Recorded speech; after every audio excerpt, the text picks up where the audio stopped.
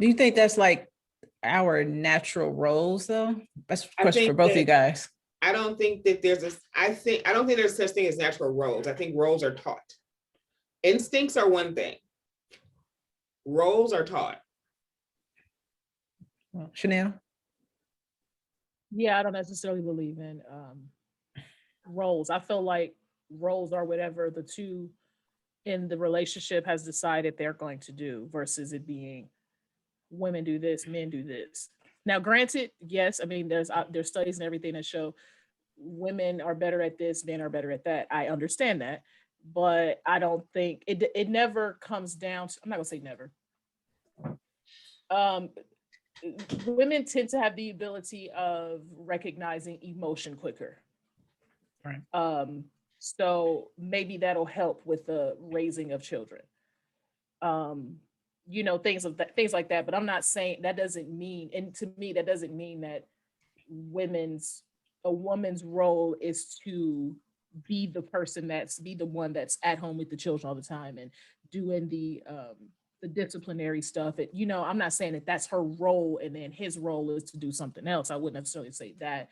I agree with what Siobhan said in regards to it being more so being taught that men are supposed to do this, women are supposed to do this. I mean, when you just look at ever since you were little, you constantly heard men are supposed to take care of the household. You always hear that. You don't let a man sit at home and do nothing. You don't let him not have a job. He's not supposed to just lay on your couch. Like, you hear all of this, so you're taught he's supposed to go out and work and then allow you to do the in-house things. So I don't think that it's a role by natural selection. I think it's a role by the way we are taught from a young age. It's a societal, Yes. it's a societal socialization in the way that men and women are supposed to interact. But that really does come down to people need to put people in a box. This is why gay people cause people so much stress, because they can't put their relationship in a box, right? Because even when you see gay couples, whether it's two men or two women, some idiot always says, "Who's the boy and who's the girl?" Yeah, it's because they need to be able That's to true. put it into a box. That's how we operate as people. Everybody needs to put something in a box, and if you can't, it fucks you up and it scares you, and then you become either afraid of it or hateful towards it, because that's what fear does.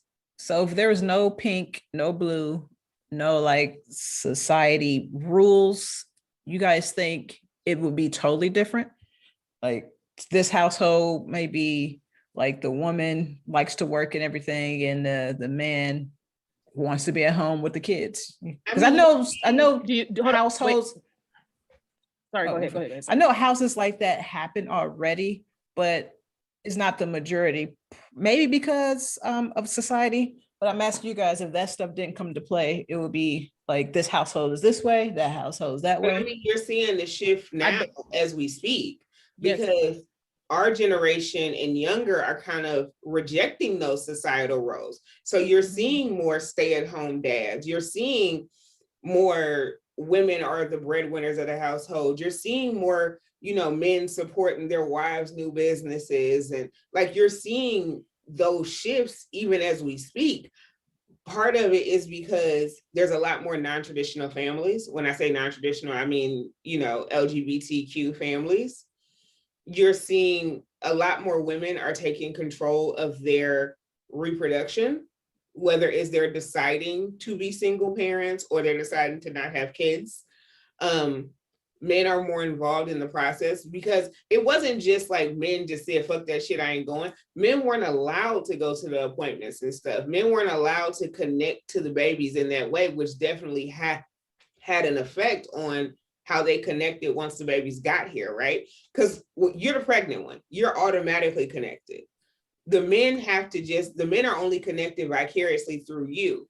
Up until about 20, 30 years ago, that's when, maybe a little bit longer, but it hasn't been that long. It's been less than 50 years that all practices start allowing men to come in to go to the appointments.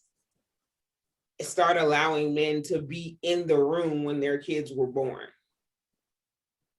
So maybe 30, maybe 40. I'm not exactly sure the time, but I know it hasn't been that recent, because before I mean, hell, when mama was born, men weren't really allowed. Like, if your particular doctor said okay, but the natural, like the consensus throughout the practice was that men weren't supposed to be in there. If the man wasn't a doctor, why was he in there? So it's like they didn't have that time, that development time to connect, which is why fathers now are way more involved than fathers used to be, because they're getting that time through the development process to connect and to be a part of. They're there to hear the first heartbeat.